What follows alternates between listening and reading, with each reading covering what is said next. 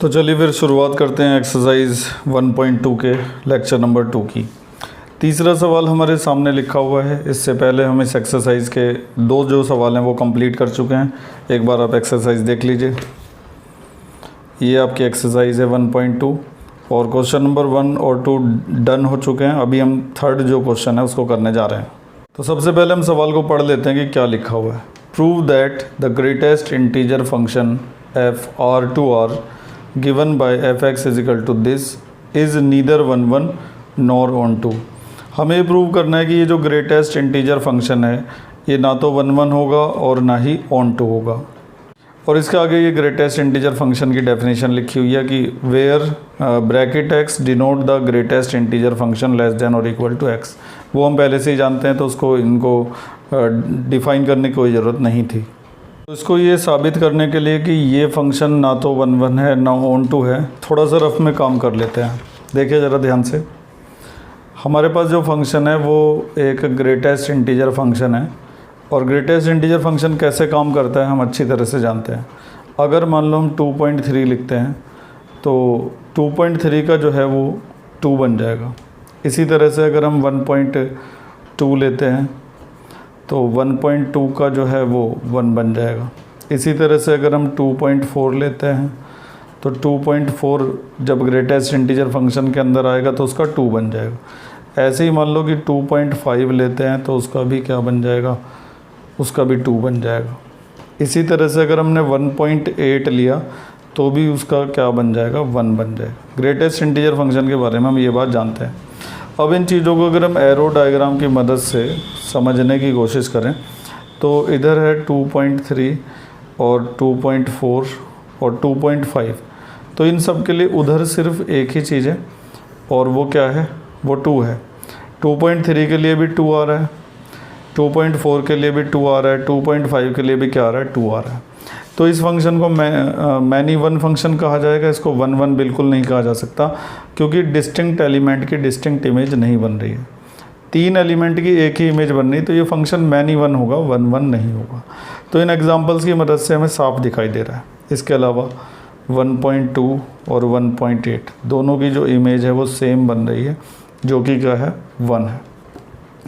तो हमें ये पता चल रहा है कि हमारा जो फंक्शन है वो एक मैनी वन फंक्शन है, वो 1 फंक्शन नहीं है, नॉट 1।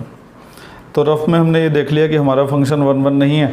अब इसको फेयर में कैसे लिखेंगे वो ज़रा आप देख लीजिए। तो सबसे पहले तो हमने ये लिखा कि we have F X is equal to greatest integer function less than और इक्वल टू एक्स। उसके बाद हमने दिखाया कि 2.3 हो, 2.4 हो, 2.5 हो, सब के लिए हमें क्या मिलेगा, 2 मिलेगा।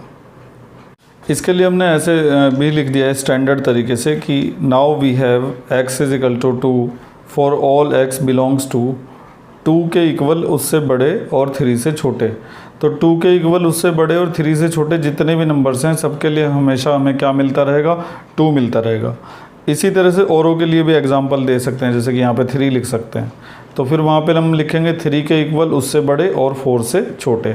सभी नंबर्स के लिए यहाँ पे क्या मिलेगा, हमें 3 मिलेगा। इसके बाद एंड में लिख देंगे दस f is not 1 function. f जो है वो एक 1 फंक्शन नहीं है क्योंकि डिस्टिंक्ट एलिमेंट की डिस्टिंक्ट इमेज नहीं बन रही है, बहुत सारे एलिमेंट की सेम इमेज बन रही है। तो ये एक मैनी वन फंक्शन है, 1 फंक्शन नहीं है। अब ऑन टू प्रूव करने के लिए अगले पेज पर चलते हैं, देखते हैं कि ये ऑन टू है या फिर नहीं है। तो ऑन टू के लिए पहले हम रफ में चेक कर लेते हैं कि हमारा फंक्शन ऑन टू है या फिर नहीं है। तो हमारा जो फंक्शन है f वो r और r के बीच में बना हुआ है। तो इसका मतलब ये हुआ कि डोमेन और कोडोमेन दोनों ही क्या बनेंगे, r बनेंगे। ठीक है। अब मान लो इधर एक 2 है तो उस 2 के लिए यहाँ पर बहुत सारी प्री इमेज मौजूद हैं, जैसे कि 2.1, 2.2, 2.3 और भी बहुत सारी हो सकती हैं। लेकिन इधर एक 3/2 है। 3/2 इधर हो सकता है क्योंकि ये एक रियल नंबर का सेट है। 3/2 भी हो सकता है, 1.2 भी हो सकता है, बहुत सारी चीज़ें हो सकती हैं। तो 3/2 के लिए यहाँ पर क्या है, कुछ भी नहीं है। इसी तरह से मान लो कि 1.2 लिखा हुआ है तो 1.2 के लिए यहाँ पे क्या है, कुछ भी नहीं है। तो R के अंदर कोडोमेन जो R है उसके अंदर बहुत सारे ऐसे एलिमेंट हैं जिनकी डोमेन के अंदर कोई प्री इमेज मौजूद नहीं है।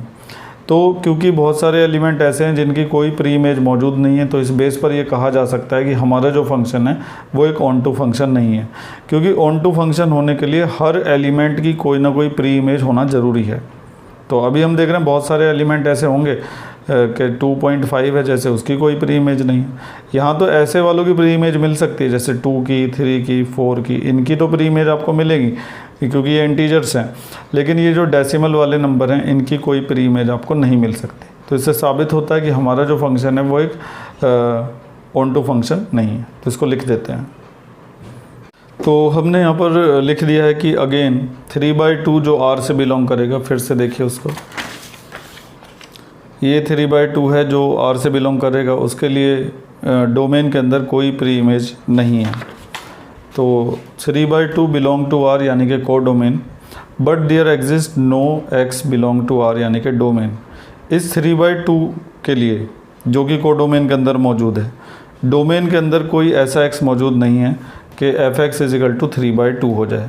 या दूसरे शब्दों में आप ऐसे लिख सकते हैं कि 3/2 जो डोमेन के अंदर को डोमेन के अंदर मौजूद है, उसकी डोमेन में कोई प्री इमेज नहीं है। इससे साबित होता है कि हमारा जो फंक्शन है वो एक ऑन टू फंक्शन नहीं है। तो यहाँ पे हमने साथ में ये भी लिख दिया कि इससे हमेशा हमें एक इंटीजर ही मिलेगा रिज़ल्ट में। तो इससे साबित होता है कि हमारा जो फंक्शन है वो ऑन टू फंक्शन नहीं है। तो हमारा सवाल ये था कि ग्रेटेस्ट इंटीजर फंक्शन को प्रूव करके दिखाओ कि ना तो वो 1 होता ना वो ऑन टू होता। तो इसके लिए सबसे पहले हमने रफ में काम किया।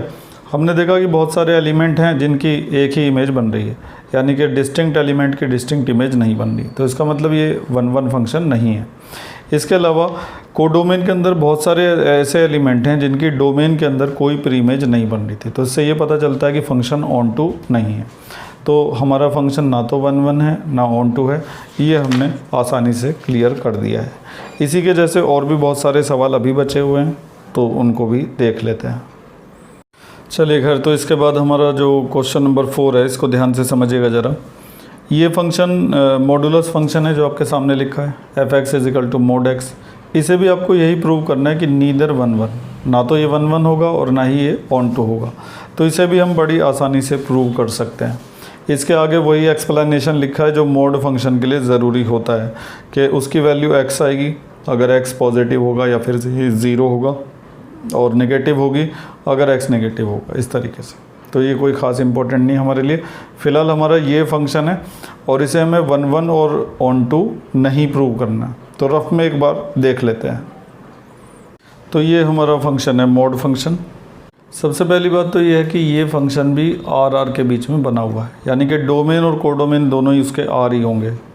तो एक तरफ डोमेन और एक तरफ कोडोमेन, दोनों जो हैं वो R है। अब अगर यहाँ पर एक -1 है तो उसके लिए वहाँ पे क्या है, +1, क्योंकि -1 जब आप यहाँ पे रखेंगे तो ये आपको पॉजिटिव आंसर देगा। इसी तरह से +1 के लिए भी वहाँ पे +1 है, -2 के लिए +2 है, और +2 के लिए भी क्या है, +2 है। तो साफ पता चलता है कि 1 तो ये बिल्कुल नहीं है, क्योंकि यूनिक एलिमेंट की यूनिक इमेज मौजूद नहीं है, डिस्टिंक्ट एलिमेंट की डिस्टिंक्ट इमेज मौजूद नहीं है, इसलिए कह सकते हैं कि 1 नहीं है। लगे हाथ तो ऑन टू का भी पता कर लेते हैं। ऑन टू के लिए देखे ज़रा क्या होगा। इधर R है, उधर भी R है, क्या इधर -1 होगा कि नहीं होगा? बिल्कुल होगा, क्योंकि यहाँ पे कोई भी रियल नंबर हो सकता है। -1 के लिए यहाँ पर क्या है, कुछ भी नहीं है। +1 के लिए तो बहुत कुछ है, +1 के लिए तो 2 हैं यहाँ पर, एक -1 है, दूसरा +1 है। लेकिन -1 के लिए यहाँ पर क्या है, कुछ नहीं है। इसी तरह से -2 के लिए यहाँ पर क्या है, कुछ भी नहीं है। तो जितने भी नेगेटिव नंबर हैं उनके लिए यहाँ पर कुछ भी नहीं होगा। कहने का मतलब ये है कि कोडोमेन के बहुत सारे एलिमेंट ऐसे हैं जिनकी कोई प्री इमेज मौजूद नहीं है डोमेन के अंदर। इससे प्रूव होता है कि हमारा फंक्शन ऑन टू भी नहीं है। तो ना तो ये 1 है और ना ही ये ऑन टू है। अब इन चीज़ों को लिख देते हैं वहाँ पर। तो सबसे पहले तो हमने यहाँ पे मोड फंक्शन का ये लिख दिया है जो इन्होंने दे रखा है कि fx = x मिलेगा अगर x की वैल्यू > 0 होगी, और fx = -x मिलेगा जब x की वैल्यू <0 होगी। जो यहाँ पे नीचे एक्सप्लेन किया था उसको हमने इस तरह से लिख दिया है। अब आगे हम दिखाते हैं। हमने एक एग्जांपल दे दिया कि f-1 और f+1 दोनों के लिए हमें क्या मिलेगा, +1 मिलेगा। तो ये क्लियर करता है कि हमारा फंक्शन ऑन टू नहीं है, क्योंकि -1 और +1 दोनों अलग अलग एलिमेंट हैं, लेकिन इमेज कैसी बन रही है, सेम बन रही है। जबकि 1 होने के लिए अलग अलग एलिमेंट की अलग अलग इमेज होना ज़रूरी है। तो हमने यहाँ पर करके दिखा दिया है कि f-1 जो है वो +1 के इक्वल आया। f-1 = f+1, देख लीजिए यहाँ पे इक्वल आ रहे हैं, लेकिन -1 +1 के इक्वल नहीं। तो ऐसे भी लिख के दिखाया जा सकता है कि एलिमेंट इक्वल नहीं है, लेकिन जो उनकी इमेज आ रही है वो क्या आ रही है, सेम आ रही है। तो एंड में इस तरह से लिख देंगे कि thus f is not 1 function. अब ऑन टू के लिए अगले पेज पर लिख देते हैं। तो ऑन टू के लिए हमने अगले पेज पर लिखा कि -1 जो कोडोमेन के अंदर मौजूद होगा, उसके लिए डोमेन में कोई x ऐसा नहीं होगा कि f(x) = -1 आ जाए। हमें कभी भी ऐसा नहीं मिलेगा कि f(x) = -1 आ जाए, क्योंकि मॉड फंक्शन हमेशा पॉजिटिव वैल्यू देता है। तो उसके लिए भी आगे लिख देते हैं। तो हमने यहाँ पर लिख दिया है कि वो हमेशा पॉजिटिव वैल्यू देगा, इसलिए जो नेगेटिव वैल्यूज़ होंगी कोडोमेन के अंदर, उनको फिर से देखिए आप एक बार। कोडोमेन के अंदर जो नेगेटिव वैल्यूज़ होंगी उनके लिए यहाँ पर कुछ भी हमें नहीं मिलने वाला। तो इसका मतलब नेगेटिव वैल्यूज़ जो हैं उनकी कोई प्री इमेज डोमेन के अंदर नहीं होगी। इससे साबित होता है कि फंक्शन ऑन टू नहीं है। तो ये मॉड फंक्शन था, इससे पहले ग्रेटेस्ट इंटीजर फंक्शन था। दोनों को हम प्रूव कर चुके हैं, ना तो वो 1 है ना ही ऑन टू है। इसी तरह का एक और फंक्शन हमारे सामने आ रहा है। तो उसी तरह का एक और फंक्शन हमारे सामने आ चुका है, और इस फंक्शन के बारे में भी हमें यही प्रूव करना है कि ये जो सिग्नम फंक्शन आप देख रहे हैं, ये ना तो 1 होगा और ना ही ऑन टू होगा। सिग्नम फंक्शन के बारे में आप क्लास 11 से जानते होंगे कि इसकी रेंज के अंदर बस ये 3 ही एलिमेंट आते हैं। अगर x की वैल्यू 0 से बड़ी होगी तो हमेशा 1 मिलेगा, अगर x की वैल्यू 0 के इक्वल होगी तो 0 मिलेगा, x की वैल्यू <0 होगी तो -1 मिलेगा। ये कैसे काम करता है, एक बार रफ में इसको देख लेते हैं। तो मान लो कि सबसे पहली बात तो ये फंक्शन भी r के बीच में बना हुआ है, r और r, ठीक है। तो x की बड़ी वैल्यू ले लो 0 से, जैसे कि 1 ले लिया, तो 1 के लिए क्या मिलेगा, हमें 1 ही मिलेगा, क्योंकि जो भी 0 से बड़ी वैल्यू होगी उसके लिए हमें 1 मिलेगा। 2 भी 0 से बड़ी वैल्यू है तो उसके लिए भी 1 ही मिलेगा। 3 जो है वो भी 0 से बड़ी वैल्यू है, उसके लिए भी हमें क्या मिलेगा, 1 मिलेगा। जितनी भी वैल्यू 0 से बड़ी होंगी सबके लिए हमें 1 मिलेगा। और अगर यहाँ पर 0 होगा तो 0 के लिए हमें 0 मिलेगी। 0 से छोटी वैल्यूज़ जो है जैसे कि -1, उसके लिए हमें क्या मिलेगा, -1 मिलेगा। -2 0 से छोटी वैल्यू है, उसके लिए भी हमें क्या मिलेगा, -1 मिलेगा, ठीक है। तो हम यहाँ पे देख रहे हैं कि बहुत सारे एलिमेंट की एक ही इमेज बन रही है, और भी हो सकते हैं। मान लो कि 100 हुआ तो 100 के लिए भी हमें क्या मिलेगा, वहाँ पे 1 ही मिलेगा, क्योंकि 100 जो है वो 0 से बड़ी वैल्यू है, और 0 से बड़ी सभी वैल्यूज़ के लिए हमें 1 मिलेगा। तो इसका मतलब हमारा फंक्शन अभी भी 1 नहीं है, अभी भी वो क्या है, मैनी 1 है, क्योंकि बहुत सारे एलिमेंट की सेम इमेज बन रही है। तो क्लियर हो गया कि फंक्शन 1 तो बिल्कुल नहीं है। अब बारी आती है ऑन टू की, तो यहीं पे देख लेते हैं। क्या यहाँ पर बस ये 3 ही एलिमेंट मौजूद होंगे, इनके अलावा ऐसे एलिमेंट नहीं होंगे? क्या 2 नहीं होगा इधर, 3 नहीं होगा इधर, होगा। लेकिन 2 के लिए यहाँ पर क्या है, कुछ भी नहीं है, क्योंकि रियल नंबर के अंदर केवल 3 ही नंबर ऐसे हैं, 1, 0 और -1, जो किसी ना किसी से रिलेटेड होंगे। 1, 0 और -1 केवल 3 नंबर इसके अंदर ऐसे होंगे जो किसी ना किसी से रिलेटेड होंगे। इसके अलावा जो और नंबर मौजूद होंगे रियल नंबर के अंदर, वो यहाँ पर किसी से भी रिलेटेड नहीं होंगे, या ऐसा कह सकते हैं कि उनकी इधर कोई भी प्री इमेज मौजूद नहीं होगी। तो हमने यहाँ पे देखा रफ में कि ना तो हमारा फंक्शन 1 है और ना ही हमारा फंक्शन ऑन टू है। अब इसको लिख देते हैं। तो 1 के लिए तो हमने ऐसे लिख दिया कि 2 जो कि 0 से बड़ा नंबर है उसके लिए भी 1 मिलेगा, 3 जो कि 0 से बड़ा नंबर है उसके लिए भी हमें 1 मिलेगा, क्योंकि 0 से बड़े नंबर के लिए 1 ही मिल रहा है। फिर हमने बोला कि f2 जो है वो तो f3 के इक्वल आया, क्योंकि दोनों की वैल्यू 1 है, लेकिन 2 तो 3 के इक्वल नहीं है। मतलब ऐसे लिख के दिखाने का तरीका होता है। बाकी आपने समझ तो लिया ही कि ये फंक्शन 1 क्यों नहीं है, लेकिन जब आप लिखेंगे तो इस तरीके से इसको कर सकते हैं। और वो जो f(x1 = f(x2) वाला तरीका है जो हमने सवाल नंबर 1 और 2 में इस्तेमाल किया था, वो यहाँ पर शायद नहीं करके दिखाया जा सकता, क्योंकि उससे हम कुछ भी कर नहीं पाएंगे यहाँ पे। तो इनको करने का यही तरीका होता है। तो हमने बोला कि F2 F3 के इक्वल है, लेकिन 2 जो है वो 3 के इक्वल नहीं है। तो इससे प्रूव होता है कि हमारा फंक्शन जो है 1 1 नहीं है। तो एक तरह से हमने ये कर भी रखा है कि fx1 जो है वो fx2 के इक्वल है, बट x1 जो है वो x2 के इक्वल नहीं है। तो एक तरह से हमने वही मेथड यहाँ पे अप्लाई भी कर रखा है। तो 1 1 तो नहीं है हमारा फंक्शन, लिख दिया है हमने। अब ऑन टू का भी लिख देते हैं। तो ऑन टू के लिए हमने ऐसे लिख दिया कि 4 जो कि डोमेन से बिलोंग करता है, सॉरी यहाँ पर को डोमेन आना था, को डोमेन कर देता हूँ इसको। 4 जो कि को डोमेन से बिलोंग करता है, उसके लिए डोमेन के अंदर कोई भी ऐसा एलिमेंट मौजूद नहीं होगा कि fx = 4 हो जाए। एक बार आप उस तरफ फिगर में दोबारा से देखिए, ये देखिए ज़रा, यहाँ पर एक 4 होगा, उस 4 के लिए इधर क्या होगा, कुछ भी नहीं होगा, क्योंकि यहाँ तो केवल 3 एलिमेंट के लिए हो सकता है, 1 के लिए और 0 के लिए और -1 के लिए। इन तीनों के लिए तो वहाँ पे प्री इमेज मौजूद होंगी, लेकिन इनके अलावा अदर एलिमेंट जैसे 2, 3 और 4, इनके लिए कोई प्री इमेज मौजूद नहीं होगी।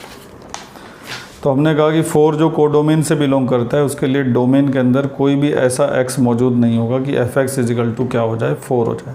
Therefore f is not onto function. तो इस तरीके से आप करके दिखा सकते हैं। और वो जो काम मैंने रफ में किया है उसको आप फेयर में साइड में करके भी दिखा सकते हैं, उससे कोई प्रॉब्लम नहीं है, बल्कि और अच्छा रहेगा। ठीक है, तो ये 5वां सवाल था। लगातार 3 सवाल हमने किए, तीनों बिल्कुल एक जैसे थे। आगे बढ़ते हैं। तो इसके बाद क्वेश्चन नंबर 6 है। 2 सेट हमें दे रखे हैं A और B, और इनके ऊपर जो फंक्शन बना हुआ है वो इस तरह से 1, 4, 1 यहाँ से लिया गया, 4 वहाँ से लिया गया, ऐसे ही 2, 5, 3, 6। Be a function from A to B, A और B के बीच में बना हुआ ये फंक्शन है। Show that f is 1 1 function. हमें ये प्रूव करना है कि ये 1 1 फंक्शन है या फिर नहीं। तो किसी भी फंक्शन को 1 1 प्रूव करने के लिए केवल इतना देखना होता है कि सेट A के अलग अलग एलिमेंट की सेट B के अंदर अलग अलग इमेज बन रही है या नहीं बन रही है। तो देख लेते हैं। 1 की इमेज क्या बन रही है, 4 बन रही है, ठीक है।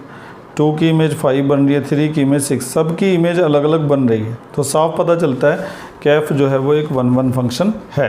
तो लिख देते हैं इसको।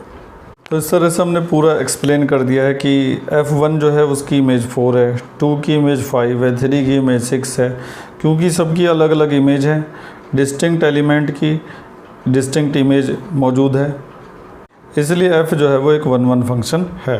तो ये काफ़ी आसान सवाल था, 1 नंबर के लिए एग्ज़ाम में आ सकता है। आगे बढ़ते हैं। चलिए खैर, अब हमारे सामने है question number 7। In each of the following cases state whether the function is 1 1 onto और बाइजेक्टिव। हमें ये पता लगाना है कि ये जो केसेस हमें दे रखे हैं, एक बार अपनी बुक में देखिए। तो इस वाले सवाल की बात हो रही है, इसमें 2 केसेस दे रखे हैं, और इनमें जो फंक्शन हमें दिए गए हैं उनको हमें चेक करना है कि वो 1 1 ऑन टू हैं या फिर नहीं है। और हम ये बात अच्छी तरह से जानते हैं कि अगर कोई फंक्शन 1 1 और ऑन टू दोनों होता है तो उस फंक्शन को हम क्या कह सकते हैं, बाइजेक्टिव फंक्शन कह सकते हैं। तो सबसे पहले इसको चेक करते हैं कि ये 1 1 है या फिर नहीं है। तो इस तरह के फंक्शन के लिए हमें क्या करना पड़ता है, इसका क्या प्रोसीजर होता है। ऐसे लिखेंगे late x1, x2 belongs to R। मान लेते हैं 2 नंबर हैं x1, x2 जो R से बिलोंग करेंगे। सच दैट के बजाय नाउ लिखिएगा। Now fx1 is equal to fx2, और fx1 की जगह वो पूरा लिख दीजिएगा। जिस तरह से हमने क्वेश्चन नंबर 1 किया था बिल्कुल वैसे ही किया जाएगा। 3 - 4x1 और उसके सामने आएगा 3 - 4x2।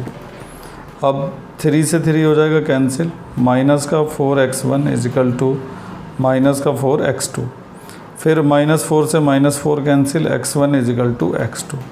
और हम ये अच्छी तरह से जानते हैं कि अगर हम शुरुआत करते हैं fx1 is equal to fx2 से, और एंड में हम अगर ये लेकर आ जाते हैं तो उससे प्रूव हो जाता है कि हमारा जो फंक्शन है वो 1 1 फंक्शन है। Therefore f is 1 1। तो बड़ा आसान होता है किसी भी फंक्शन को 1 1 प्रूव करना। और अगर आप इसे चेक करना चाहें कि ये 1 1 है या नहीं है तो इस तरह से चेक भी कर सकते हैं। जैसे कि आप यहाँ पर 1 रखेंगे तो आपको वहाँ पे क्या मिलेगा, 3 - 4 × 1 यानी कि माइनस का 1। ऐसे ही आप -1 रखेंगे तो आपको क्या मिलेगा वहाँ पे, 3 - 4 × -1, 3 - +4 यानी कि 7। तो तो हम देख रहे हैं कि डिस्टिंक्ट एलिमेंट की डिस्टिंक्ट इमेज आ रही है, तो इससे क्लियर होता है कि फंक्शन जो है हमारा वो 1 फंक्शन है। अब अगर हम इसे ऑन टू प्रूव करना चाहते हैं तो उसका प्रोसीजर क्या है उसको देखते हैं अगले पेज पर। तो ऑन टू के लिए सबसे पहले हमें ये लिखना पड़ेगा कि now let y belongs to R, यानी कि कोडोमेन। एक y है जो कोडोमेन से बिलोंग करता है, सच दैट क्या एंड लिखेंगे यहाँ पर, and fx is equal to y। अब fx की जगह वो जो फंक्शन है उसको पुट किया जाएगा। फंक्शन है 3 minus 4x is equal to y।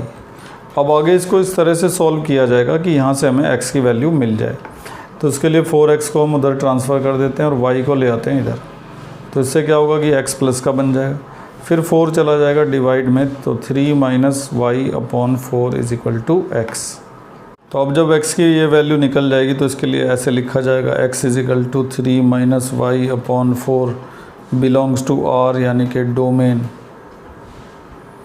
तो हमने यहाँ पर ये दिखाया कि हर y जो कोडोमेन के अंदर मौजूद है, y कहाँ पर मौजूद है, कोडोमेन के अंदर। तो हर y जो कोडोमेन में है उसके लिए डोमेन के अंदर एक x मौजूद होगा और वो इस तरह का होगा 3 माइनस वाई अपॉन 4 टाइप का। एक बार फिर से रिपीट करता हूँ, हर एक y जो कोडोमेन में मौजूद होगा उसके लिए डोमेन के अंदर एक x होगा और वो कैसा होगा, x is equal to 3 minus Y upon 4 type का होगा। कहने का मतलब ये है कि कोडोमेन का जो एलिमेंट y है उसके लिए डोमेन का एक एलिमेंट x मौजूद होगा और उसकी शक्ल जो है ना वो ऐसी होगी देखने में, ठीक है। तो इससे क्लियर होता है कि कोडोमेन के हर एलिमेंट के लिए डोमेन के अंदर एक x मौजूद है जो 3 माइनस वाई अपॉन 4 के इक्वल होगा। तो इसको लिख देते हैं। तो इस तरह से हमने यहाँ पे लिख दिया कि that is for all y belong to R, यानी कि codomain there exist some x is equal to this such that fx is equal to y। ये तो होता ही हमेशा कि fx y के इक्वल ही होता है, thus f is onto function. अब 1 पहले ही प्रूव कर चुके हैं, ऑन टू अब प्रूव कर दिया, तो इसका मतलब ये हुआ कि f एक bijective function, f is bijective.